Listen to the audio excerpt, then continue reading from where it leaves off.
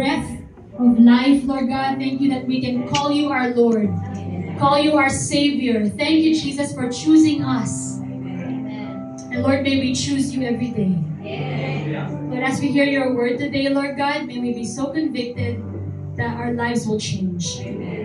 Na ma-transform yung buhay namin sa just hearing your word, our lives will be transformed, Lord God. Lord, we give you back all the praise, honor, and glory. In Jesus' name we pray. Amen. Praise the Lord. Amen. Who remembers po yung last month na sharing? Praise the Lord. Is the Holy Spirit feeling at home po sa buhay natin? Amen. Welcome na welcome po siya, hindi lang as guest. Amen. Pero as landlord. Amen.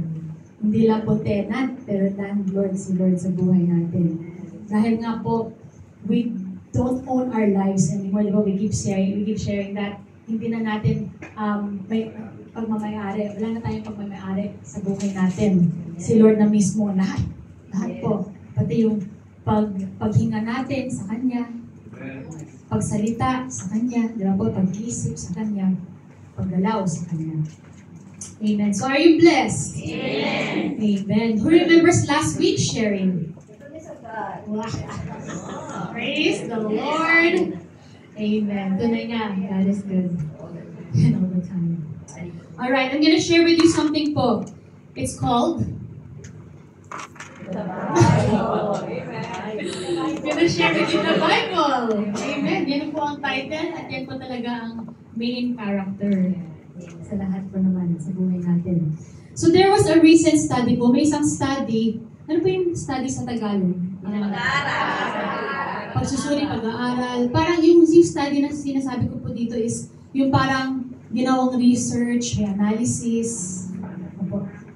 Pagsusuri. Pagsusuri. Yeah, something like that po. May isang recent na pagsusuri. May isang center kasi na tawag sila, sa kanila is Center for Bible Engagement in the US. Tapos ang ginagawa nila, they pinapoll nila, sinasurvey nila ang lahat, maraming tao to see how engaged are people with the Bible. Okay? So there was a recent study or pagsusuri by the Center for Bible Engagement where they polled 40,000 general population po sa US. Yung edad po from 8 years old to 80 years old. They wanted to see how these people were engaging with Scripture. And they discovered something, okay, that became so amazing. Hindi naman ito yung hinahanap nila, pero nakita nila na ito ay ang naging highlight. Kahit hindi po, yung sasabihin ko now, hindi ito naging main focus ng pagsusuri nila. Pero naging obvious masyado, kaya kailangan nilang i-share. Ano kaya po yun? They weren't even looking for this, pero this became the highlight. Ang nakita po nila, pag nasa scripture tayo, pag pagbabasa po tayo ng Bible ng once a week, it could be, maybe church on Sunday yun. Pag sinabi ng pastor, open your Bible, baka yun yung isang beses. Diba po? When you open your Bible once a week, what effect sa buhay? What? Negligible effect. There is, in any area of your life, talagang walang makikitang change. Once lang. 2 times a week, what effect? 0. 3 times a week? 0. What? Sabi, 3 times dapat pag ganun, di ba? Wala. 0 pa rin. Walang ka-change sa buhay. But something happens when you read it 4 times a week. When you read it 4 times a week, sa charts, kitang-kita. 1, 2. 1 time, wow. 2 times, wala effect. 3 times, wala effect. 4 times, biglang shoot up. 4 times a week. When you read your Bible 4 times a week, it spikes off the charts. You would expect, di ba, gradual, yung parang 1, wala. 2, may konting change. 3, iba. Tapos marami. Hindi po eh. Wala. Biglang meron. pag-apat na beses po tayo magbabasa. You would expect, but literally, 1, 2, 3, 4, tapos biglang up. 4 days of a week, you read the Bible, something amazing happens.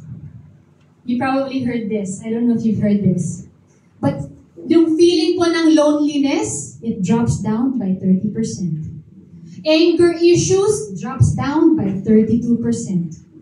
Bitterness in relationships, marriage, relationship in your family, it drops 40%. Alcoholism drops 57%.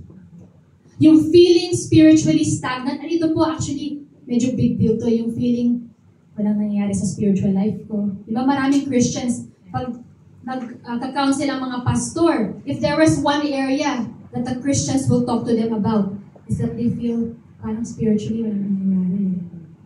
Maraming Christians. When you ask them that question, how much time do you spend in Scripture?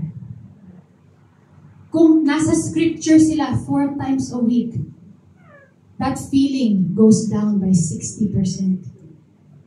Viewing pornography goes down by 61%. Tapos on the positive side naman, sharing your faith bumps up 200%. Tapos to share and to disciple others bumps up 230%. 4 times in Scripture a week. Hindi pa to 7 days. At hindi pa po ito yung meditation. Yung nagbabasa lang ng Bible po. Grabe na yung change sa buhay ng isang tao. The findings highlight, grabe po, yung truth that there is a difference when you engage in Scripture and when you don't engage in Scripture. When you engage in Scripture 4 times a week versus when you engage Scripture 3 times a week. Wow. People who engage in the Bible 1 to 3 times a week basically have the same effect as no Bible. You read 1 time, parang wala. You read 2 times, parang wala. You read 3 times a week, parang wala pa rin. Grabe po, no? Very revealing po yung data. There is an effort by the enemy to keep the followers of Christ from consistently reading the Bible. Ang kalaban po ni Lord natin, grabe yung effort niya po para lang hindi kayo magbasa ng Bible. Kasi alam niya yung other side. Alam niya, bababa ang alcoholism. Alam niya, bababa ang anger. Alam niya, bababa ang unforgiveness. Alam niya, bababa ang ma-offend. Kaya wag nyo silang hayaan magbasa ng Bible, ha? Sa mga demonyo siguro na sinasabi nyo. Pigilin nyo sila. Pagkita nyo na mukhang on fire sila, pigilin nyo agad. Gawin mong maraming problema, dali. Para wala silang time. Or kahit mukhang busy, basta walang time. Kahit mukhang busy. Pero hindi naman pala busy. Kasi may time sa Facebook. Ouch. Ouch. There is a full-blown war to keep the followers of Christ from reading the Bible every day. The reality is, with a lack of consistent Bible engagement, Christians have less confidence to share their faith. Because you don't read the Bible, you don't know what to share.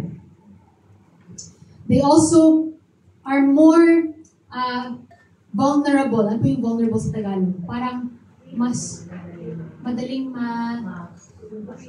masway. Parang ganun pa, madaling masway. Matumba, marupok. Ano pa yung marupok po? Vulnerable. They're more vulnerable sa false teaching. When they don't read the truth, they will always go to the false. Madaling maniwala. Opo. Malinlang. That's right, ma-deceive. And they are always vulnerable to not live their faith. Okay. The other side naman, The more Christians read the scriptures at least 4 times a week, the more bold they are in sharing the faith. The more they grow in their faith. Their lives will begin to have an impact on those around them. There will also be less times na parang feeling nila walang nangyayari, yung loneliness, less of those times. Magiging viral, di ba may viral video, magiging viral po kayo sa faith. Di ba po yung virus, tinatawag doon viral pag madalis ma-spread. That's what will happen to you if you also read the Bible. You can't contain it kasi parang nagbabubble na siya eh. You can't help it but just share. When you know, for example, someone sitting down next to the NPR and you know that they're going through something sad or down, di ba po? You just can't help but sis, andyan si Lord. You can't help it. Imbis na sharing your own problems, sharing God. Amen. Diba po? Okay. So yung question naman po, bakit kaya ganun yung effect? Pag nagbabasa ng Bible. Diba words lang yun?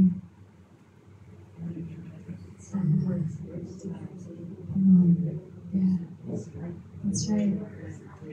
There's something so powerful about the Bible. Oh man, yes. Yes. Grabe yung effect talaga, no? Magbabago ang buhay ng tao. I always remember my dad's testimony, si Pastor Morgan, when he was first saved. Oh man, yung grabe po chain smoker po si daddy doon. 2 packs a day. Opo, for 12 years yata. 12 years, 2 packs a day. When he became a Christian, first few days, he was reading the Bible, may sigarilyo sa bibig. Until he read the part in the Bible that says, but don't you know that your body is a temple of the Holy Spirit?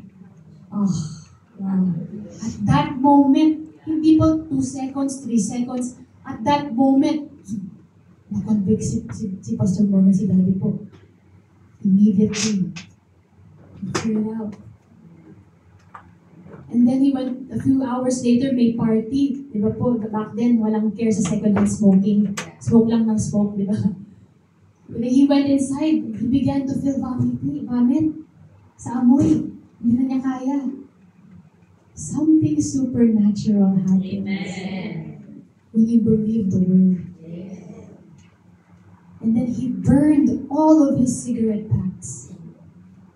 Burned it. He didn't give it away. He burned it. Because of that one verse, hindi nyo ba alam na ang katawan ninyo ay templo ng banal na Espiritu? So now you can ask, kaya pala down 60% ang alcoholism. Kaya pala down 61% ang view ng pornography. Something changes. So bakit kaya gano'n ang effect? Ang grabe. Reading the Bible is how you learn who God is. Amen. The Bible contains His message about life, His message about relationships, about work. Really, all the things that give your life meaning, the Bible has it all. The Bible contains yung mga accounts po of God, na yung interaction po ni Lord sa mga tao. Di ba po? It shows how God cares for humanity. You see the interaction. The Bible explains clearly how to have a personal relationship with God. Oh, so good. I'm just reading po, I'm starting in Genesis. Talaga nakaka-inlove talaga si Lord. Nakaka-inlove talaga si Lord. Yung first few chapters pa lang. Wow. Yung pagmamahal niya sa tao, yung friendship niya sa tao, kay Abraham pa lang. Mapapawaw ka talaga eh. Kung gusto natin makilala, mas lalong makilala si Lord. Gusto ba po natin? Amen! Amen. So reading the Bible, ito po, this is the main thing. If you remember anything, remember this. We read the Bible to know Him. We read the Bible to know Christ. That is the only motivation. I will say this a few times throughout the sharing po. But the only motivation to read the Bible is to know Christ, not to preach. You don't go to the Bible for a sermon. I mean, of course, the Bible's a source, but I mean, yung motivation po, hindi para, Lord, ano kayong message niyo? Lord, paano yumaman? Lord, paano hindi magalit? Ano ba?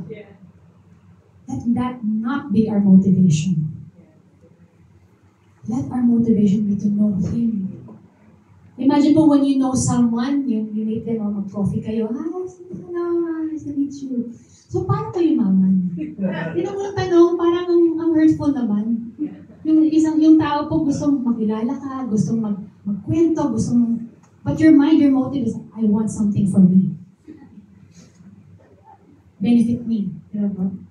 But reading the Bible should only be to know Christ. Bunga na lang po ang mga resulta. Living well, forgiving, loving well, that is only the bunga of knowing Christ. Naturally, when you know Him more, ayaw mo na siyang saktan.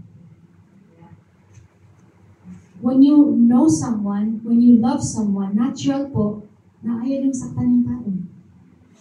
You actually do stuff na yung gusto mo dati, hindi mo na ginagawa. Kasi alam mo, ma-hurt siya. Naturally.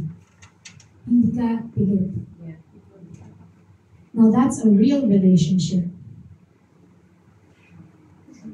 Yung real relationship po, kasi many people, they can read the Bible but not connect with God. They can sing a song of worship but not connect with God. Oh, I love the words of this song. How about the God of the song? I love the melody of this song. Well, how about the God who gave you life? It's true. Many people can come to church on a Sunday but never connect with God. Because walang connection from Monday to Saturday. They depend on a Sunday to keep them fired up. But it should never, ever be the case. It's a relationship, mga kapatid. It's not an organization. Hindi po siya earthly organization. Alive po tayo. Alive ang church. Kamay at paa tayo ni Lord. Alive.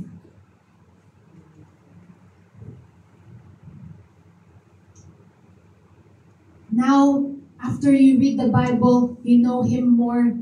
Hindi na tayo, ay, ang ganda ng song. Now, when we worship, kahit the same song every Sunday. I'm sorry. Sometimes I also have that thing na parang, ay, na naman. Kinanta na natin yung 2 times. But if you love God, who cares? It's God. We're singing about the God of the universe. May isang story nga po, isang worship leader. Yung line-up, naging yung lumang-lumang song na hindi, wala nang kinakala. No one singing this song anymore. Tapos sabi niya, di nga Lord, itong song, luma na Lord to hindi nakaka-relate ang tao. Lord. Tapos na-rebuke siya ni Lord. Sabi niya, anak, totoo ba yung mga words ng song tungkol sa akin? Totoo po.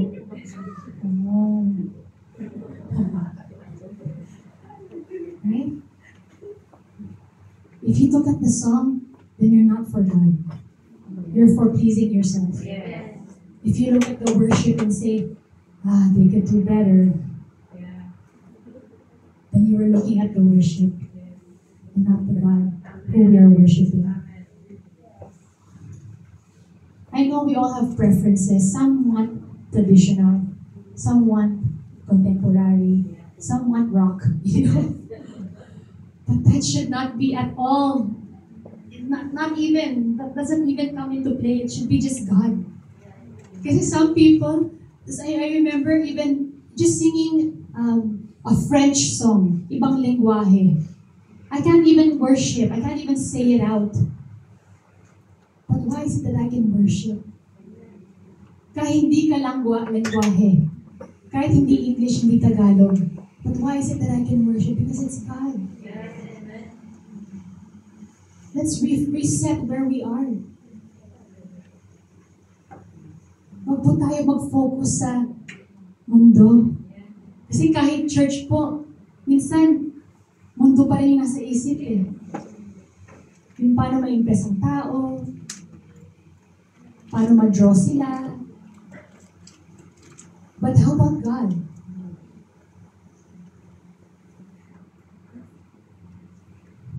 Yeah. Now when you worship, it's because you love Jesus. Hindi dahil sa ganda ng music o sa bait ng tao. Kasi po, minsan po, di ba, magsagi tayo sa doorway lang.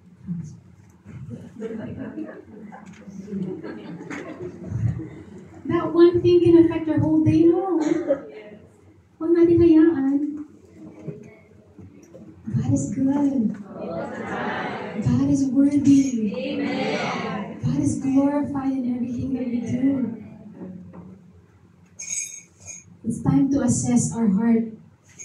Are we really here for God to worship Him? Or because we want to be satisfied? Or because lonely tayo buong linggo at ngayon lang yung time na pwede ako ma-encourage. No? It's kind of twisted. The enemy will want it to be about you. But what if it's about Him? What if we just set our mind on Him? And then when you set your mind on Him, God can talk to you. God can say, anak, yung kapatid mo sa katabi mo, medyo discouraged siya. Ganun po, Lord, as people. Sis, are you okay? You want me to pray for you? When you're not selfish, beautiful things happen. When you're not looking at yourself, beautiful things happen. And why am I sharing this? Because buo nga po yun when you know God, when you read the Bible. Posible po na kumakanta tayo, nagiginig sa salita, na wala namang nangyayari. Huwag nating hayaan na magpasa tayo ng Bible kung mata tayo kay Lord na walang effect sa atin. Kasi kung may effect po yung words ni Lord sa buhay natin, our lives can change the world. Isang verse nga lang po, di ba? Remember? Sa smoking example. When God's word is firmly planted in our hearts and minds, it is easier for us to apply it to our lives. When we apply God's word, we are living our life and viewing all of life through the lens of the Bible. Totoo po ito. When you read God's word at hindi yung may chismis, ano yung napaplant sa puso natin? Yung word ni Lord. When we read God's word and not depend on the bad news. Or the past. When you read God's word and you let it plant deeply in your hearts, pati yung paningin po natin, perspective po natin, iiba. Oh, it's so true. It's so true. Let's go po to 2 Timothy chapter 3, verse 16. We have English and Tagalog here po. Let's read it together. 1, 2, 3. All Scripture is breathed out by God and profitable for teaching, for reproof, for correction, and for training in righteousness. Tagalog na po. Lahat ng kasulatan ay sinulat sa pagitan ng kapangyarihan ng Diyos at mapapakinabangan sa pagtuturo ng katotohanan, pasasaway, pagtuwid at pasanay sa tuwid ng pamumuhay. Amen. All Scripture, lahat ng kasulatan ay isinulat sa pamamagitan ng kapangyarihan ng Diyos. All Scripture is God-breathed. Kahit po ilan mga authors ng Bible, ilan po, hindi lang isa, na human po, na tao. Pero all of it, because they were so in the Spirit, all of it is inspired by God. That's why it's the Bible. All scripture is breathed out by God and profitable for teaching, for reproof, for correction, and for training in righteousness. God's word is our instruction for daily living. There are many teachings coming out nowadays galing sa psychology. Let's put the word of God above it.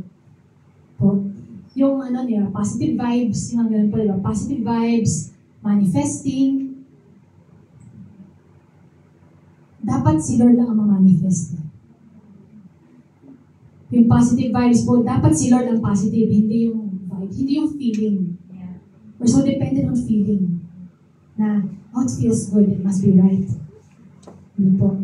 Dapat word ni Lord. Dapat word ni Lord ang standard natin, ang nagli-lead sa atin. Amen? Psalm 119, verse 9 to 11. Let's read it together. How can a young man keep his way pure? By guarding it according to your word. With my whole heart I seek you. Let me not wander from your commandments. I have stored up your word in my heart, that I might not sin against you. Now let's go Tagalog. Paano mapapaliin ang isang kabataan na maging malinis sa kanyang buhay? Mamuhay siya ayon sa iyong mga salita. Buong puso akong malapit sa inyo, kaya tulungan niyo akong huwag lumihis sa inyong mga utos. Ang salita niyo ay hinahanap ko sa aking puso, upang hindi ako magkasala sa inyo. Ang salita niyo ay iningatan ko sa aking puso, upang hindi ako magkasala sa inyo. I have hidden your word in my heart, that I will not sin against you. Grabe po, no? Just these verses is already powerful testimony of the power of the Word of God. How can a young man keep his way pure? By guarding it according to your word. Amen. Now let's go to Psalm 119, 105. 1, 2, 3. Your word is a lamp to my feet and a light to my path. Tagalog. Ang salita niyo ay... No worries, no worries. Tagalog. 1, 2, 3. Ang salita niyo ay katulad ng ilaw na nagbibigay liwanag sa aking daraanan. Amen. So liwanag po ang salita ni Lord. Your word is a lamp to my feet and a light to my path.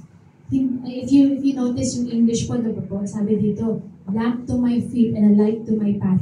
Hindi lang siya ilaw sa bawat hakbang, kundi ilaw rin po sa daan. So why will you ever lose your way when you read the Bible? Every step may guidance ni Lord. Saan ka pa? Di ba po? Ang sarap talaga. Ang sarap talaga na ang word ni Lord ang ninanamnam natin. Tapos po, let's go to Hebrews chapter 4, verse 12. Ito po, wala po dito because I would like us to go there and someone to read it. So, Hebrews chapter 4, verse 12 po. Can someone go there in the Tagalog version? Hebrews, Hebreo? I think that's the name. Hebreo. Chapter 4, verse 12. Yan po. If you're there na po, feel free to read, please. Hebreo chapter 4, verse 12. Sige po, sis. Pagkat buhay at nagisa ang salita ng Diyos, at higit na matalas kaysa sa alinang espadang magkabilaan. Tumagot ito hanggang kaluluwan espiritu at hanggang sa kasukasuan at kaloob-loob. Nalalaman nito ang pinakamalapit sa iniisip at pinanghangad ng tao. Wow. Kasu-kasuhan. Ito yung mga buto. Minention po dito, kaloob-looban ng buto. Ayan po. Wala talagang maitatago kay Lord. Ang ganda po, verse 2 was sapagkat buhay at mabisa. That's what you said kanina po kung bakit kagrabe ang impact ang ng word ni Lord sa buhay ng tao kasi buhay siya. Yun po yung yun pa yung talagang the only one Buhay siya. Kasi si Lord siya. Buhay ang salita ni Lord. Di ba po, in the beginning was the Word, and the Word was God, and the Word was with God. And the Word became flesh and dwelt among us. We are reading Jesus. When we read the Bible, we are reading Jesus. We are reading His heart. We are reading His mind. We are reading every part of Jesus. I think if that's not motivation, I don't know what it is. We are reading His lips. We are reading His eyes, His eyebrows. The Word became flesh.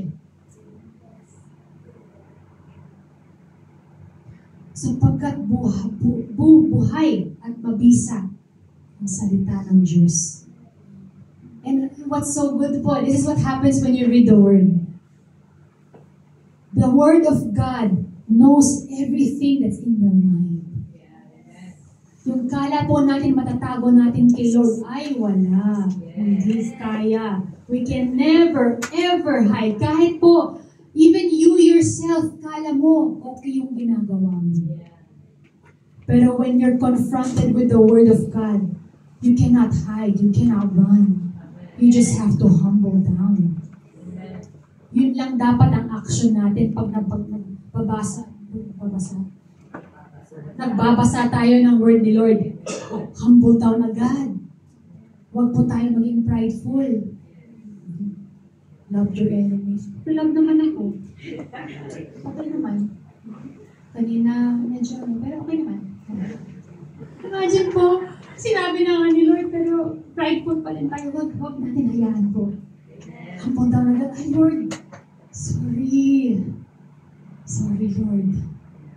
Forgive me. I want people to know you. I don't want people to see the old. I want people to see you. Tumatagos ito hanggang kaluluwa't espiritu. Grabe po, no? Ang word lang ni Lord, no? Ang ganun.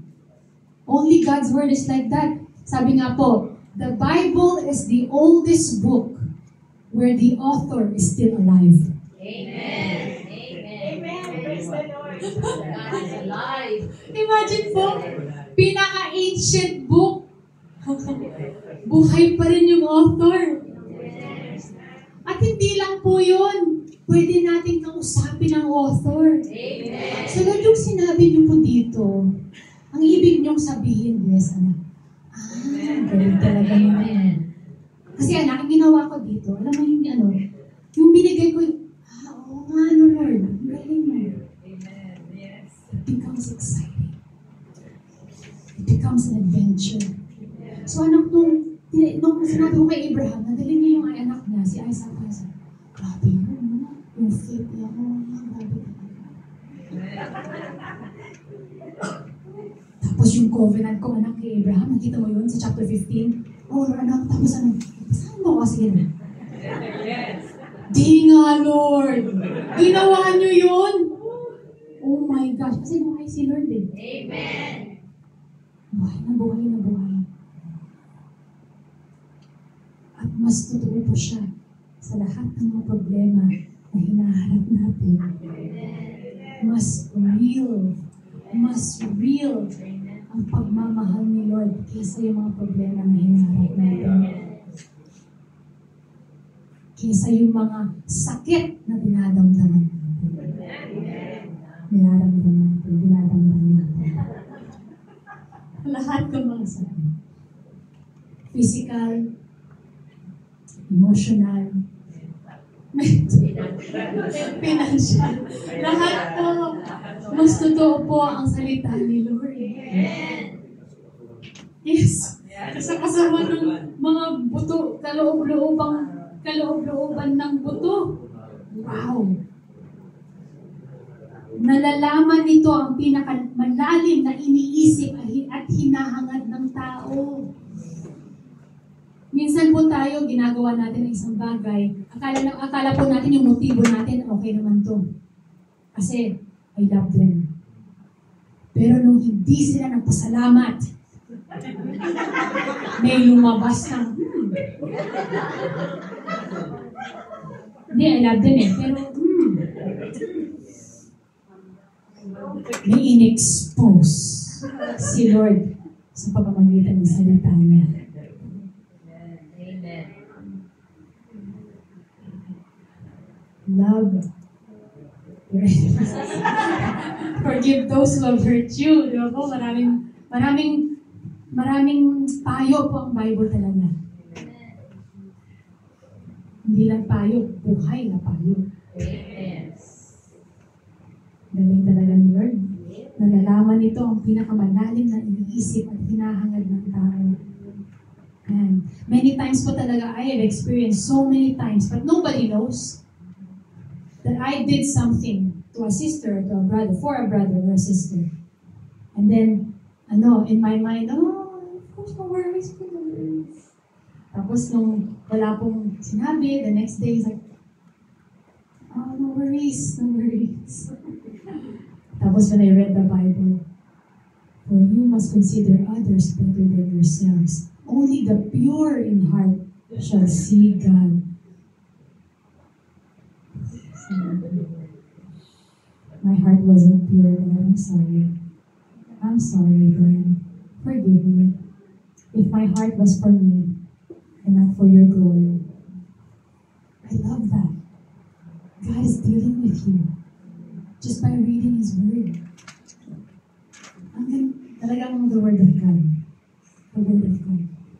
Joshua chapter 1 verse 8. Can someone find that po in Tagalog also and then read it po? Joshua 1:8. Joshua 1:8. Opo. Huwag mong kaliligtaan basahin ang sa aklat ng kautusan. Pagkulay-bulayin mo iyon araw at gabi upang matupad mo ang lahat ng nakasaad doon.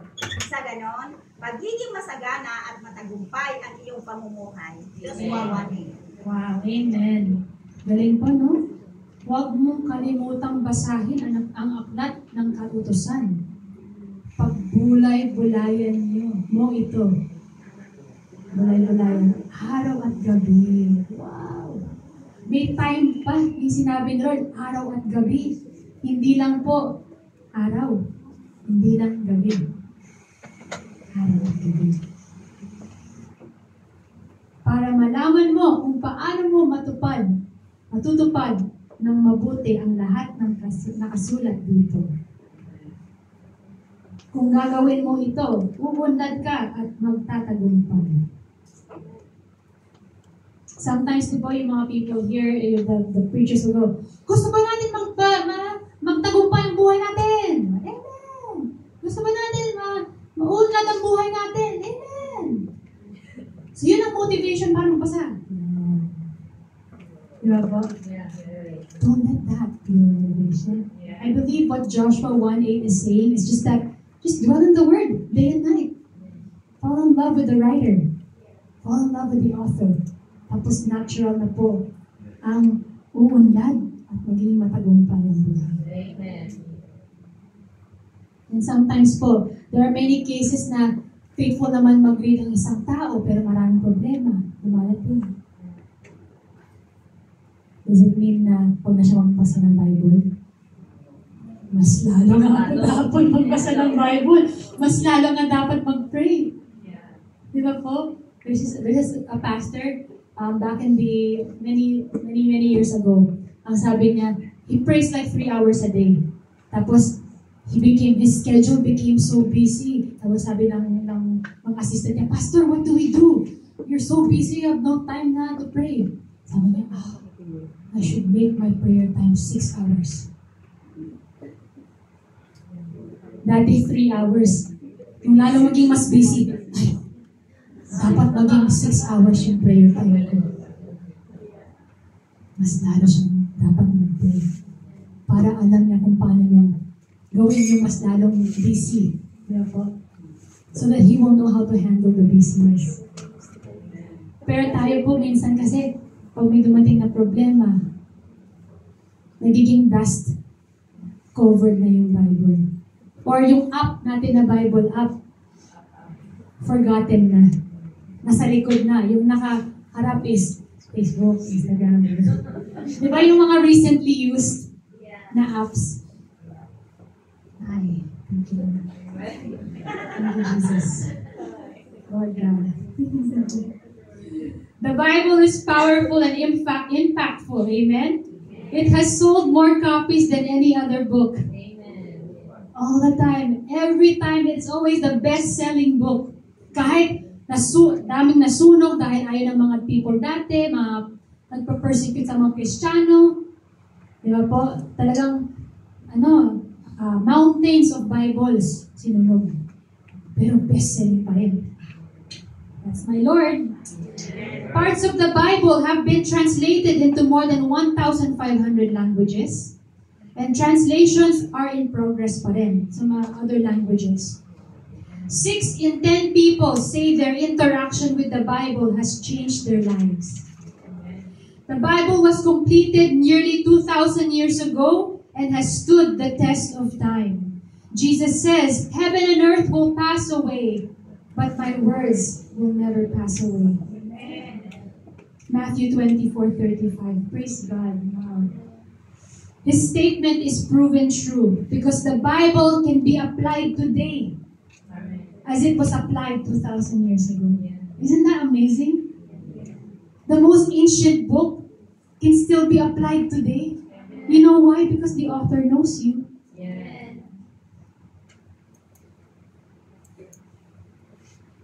The Bible is a collection of 66 books written over 1,500 years by several authors, but yet, walang contradiction. Can you imagine that? Yung writer from, ngayon nga po, yung writer from 10 years ago, iba na yung mga sinusulat compared to the writers now. But the Bible, 1,500 years, several authors, 66 books, pero walang contradiction. Kasi si Lord, ang author Yung overarching theme is Jesus. Amen. The first 39 books of the Bible is the Old Testament. It has historical account. At yun pa po, history. History ang Bible. Ay, grabe po. Dami pong mga archaeological finds na nagpo-prove na yung mga sinasabi ng Biblia ay totoo. Amen. Marami po. Hindi namin mabilang.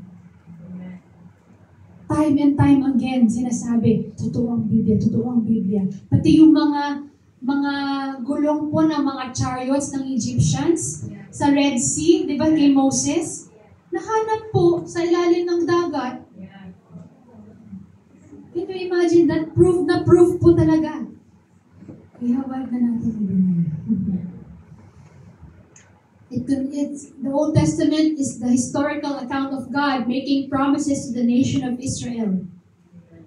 The New Testament is naman 27 books and starts with the 4 Gospels, the accounts of the life, death, and resurrection of Jesus.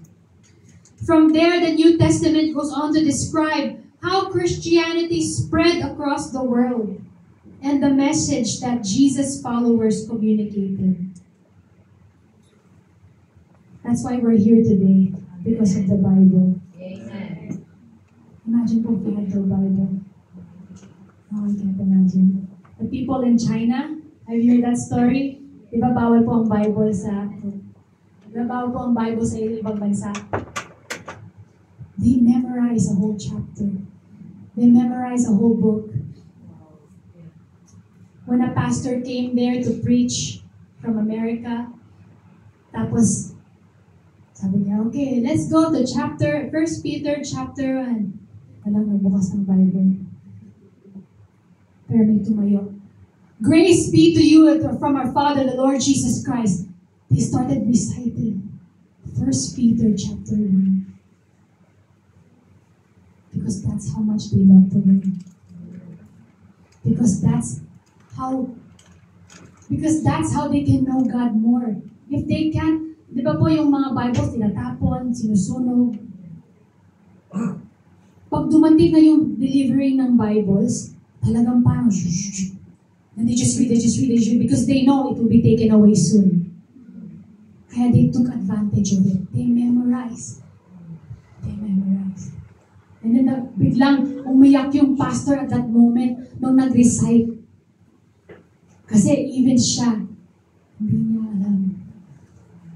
Kailangan niya pa rin ang Biblia sa harap niya. Kaya po nakaka-bless talaga. Kailangan ba po natin maghintay na may persecution para lang mag-memorize ng scripture? Do we have to wait for times to be so bad that we have to memorize scripture? Let's not wait. Let's start now. Let's get to know our God. Let's get to know how good, how loving He is. And I love how the Word of God, just one word, one verse, it can take 1 year. Diba you read, "Be still and know that I am God." You read it 10 days later. Iba yung impact. You read it 20 days later.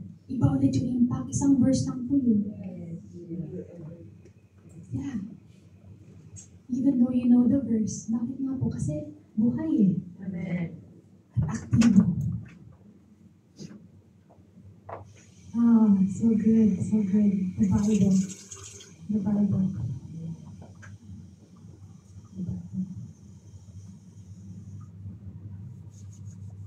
And I love how, because of the Bible, the Word of God can reach nations.